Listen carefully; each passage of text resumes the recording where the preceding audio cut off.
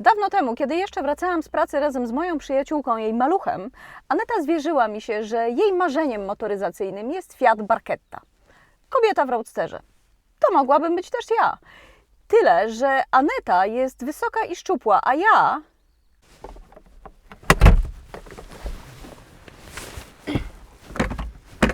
Poproszę o pomoc.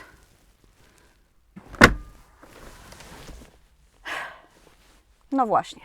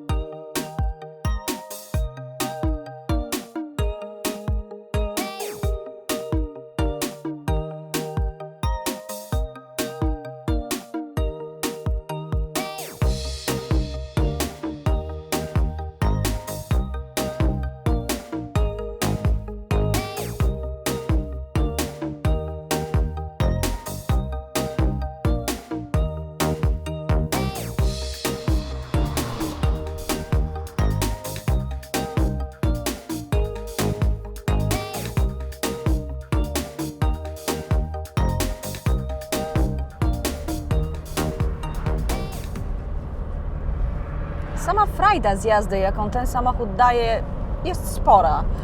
Jest mały, zwinny, świetnie wchodzi w zakręty, no i bez dachu jest tak przyjemnie.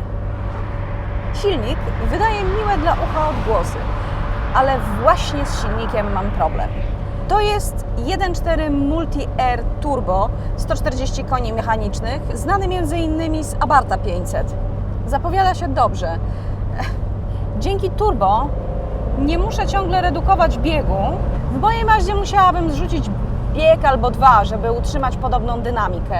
Ale dynamika to nie wszystko, bo ważne jest też, żeby być pewną tego, co samochód zrobi. Tu nie jestem pewna, bo samochód dławi się w najdziwniejszych przypadkach. I tak, doskonale wiem, że za 30 sekund pod tym wideo pojawi się komentarz: naucz się jeździć, babo, to ci nie będzie się dławić.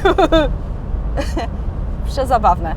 Naprawdę uśmiałam się jak norka. Tylko że to nie o to chodzi.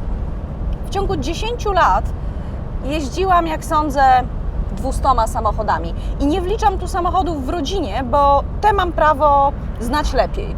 Zwykle jest tak, że przychodzę, włączam, ruszam, jadę. Nic się nie dzieje.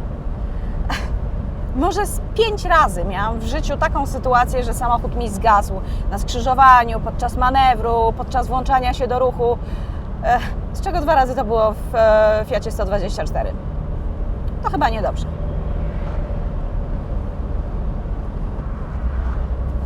Od 5 lat jeżdżę Mazdą MX-5 trzeciej generacji i tak naprawdę między tym samochodem a moją Mazdą nie widzę większej różnicy, mimo że jest to inny silnik, ale przyjemność z jazdy małym, całkiem zrywnym samochodem bez dachu jest porównywalna.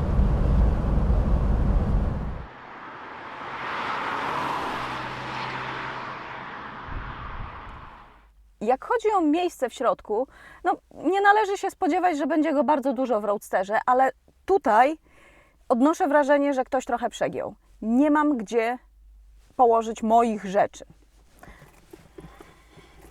Telefon, od biedy leży tutaj i powiedzmy, że jest to sensowne miejsce. Ale dalej. Dzisiaj znowu mam kubeczek, chociaż tak naprawdę przy tej pogodzie to już powinna być butelka z wodą. Teoretycznie można mieć cup holder tutaj, taki przyczepiany, tylko że wtedy mój pasażer będzie w niego uderzał kolanem. A to nie jest do końca to, o co chodzi. Ewentualnie tutaj też są takie wejścia na cup holdery, tylko że wtedy, gdybym siedziała odsunięta, to będę w nie uderzała. Ponieważ siedzę bliżej, to nie będzie mój problem, ale znowu problem mojego pasażera. I stracę wtedy dostęp do tego schowka. To co ja mam zrobić? Nawet nie chcę mówić, gdzie mogę włożyć pudełko do okularów. bo mogę je włożyć do torebki. Tylko że nie będę woziła torebki tutaj, bo różnie może być. Dlatego torebka jeździ w bagażniku. Ten Fiat i Mazda mają ze sobą sporo wspólnego. Niestety również system infotainment. Nie lubię go, nie będę go pokazywać, nie będę o nim opowiadać. Ale głośniki zestawu głośnomówiącego są tutaj. I to jest ogromna zaleta, kiedy jedziesz bez dachu i słyszysz więcej otoczenia. Bagażnik Fiata 124 ma pojemność 140 litrów. To 5 więcej niż bieżąca generacja Mazdy MX-5, o którą ten model jest oparty. Czy to dużo, czy mało? W podróży, kiedy jedziesz na wycieczkę w 2 osoby, liczy się każdy litr, bo różnie jest z upakowaniem tego, co masz. Jeśli masz torbę, która sama z siebie zajmuje trochę miejsca, to odejmuje Ci cenne miejsca na podkoszulki, szminki i co tam jeszcze. Na kosmetyczkę, która jest wielka jak cholera. Wielka jak cholera? Czy możesz to jakoś sprecyzować? Taka, że zajmuje co najmniej 5 litrów. Nie, ale masz prawo do tej opinii, Marku. To może... O. Tak to wygląda wewnątrz. Co istotne, można zarówno otworzyć z przycisku, jak i z kluczyka, co jest normalne. Jeżeli ktoś jeździł tak jak ja poprzednim modelem Mazdy, to zauważy różnicę. Nie ma otwierania z wewnątrz z kabiny. Ale to tak naprawdę kwestia przyzwyczajenia. Nic wielkiego. Fiat 124 zwraca uwagę wszystkich na ulicy. Od paroletnich dzieci, poprzez młode dziewczyny, aż po zażywnych jegomościów, którzy obchodzili go naokoło na parkingu i pewnie daliby mi za niego dobrą cenę. Niestety, jak dla mnie, minusów jest więcej niż plusów. Miękki dach jest mniej praktyczny w naszym klimacie. Dla niskich osób, jak ja, jest też niewygodny do otwierania i zamykania. W środku nie ma miejsca na nic. No i silnik się dławi, co zabiera masę przyjemności z jazdy. A Ty, chciałabyś mieć dwumiejscowy samochód ze składanym dachem? Daj mi znać w komentarzu. Zasubskrybuj mój kanał, zajrzyj na mój blog, jest pięknie, i na mój Instagram. Wszystkie linki poniżej. Nowe testy samochodów w każdy czwartek. Do zobaczenia. Wyrobisz się przed tym białym vanem, mam nadzieję.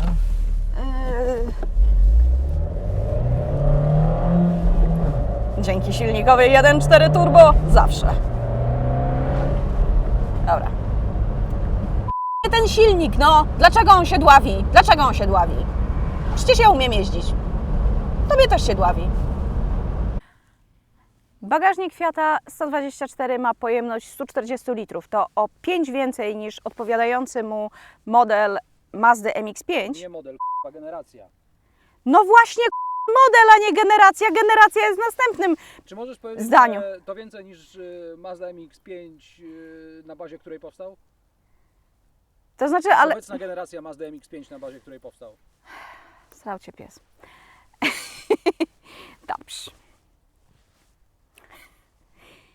Fiat 124 ma bagażnik. Jej! Ale ja już dzisiaj piłam kawę do cholery jasnej. Dobra, niech ciężarówka przejedzie i jedziemy.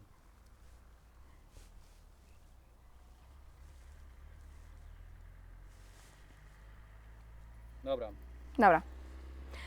Bagażnik Fiata 124 ma pojemność 140 litrów. To o 5 mniej niż czwarta generacja Mazda MX-5. Więcej, 5 więcej.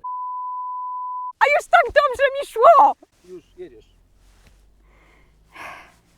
Niż czwarta generacja Mazdy MX-5, na której jest oparty. Tak, Tak, chciałeś? tak. Tak, dobrze. Fiat 124, nie bagażnik, tylko Fiat i w ogóle o co chodzi. Nie, do widzenia. Ania, wracaj mi tutaj, bo ostrość.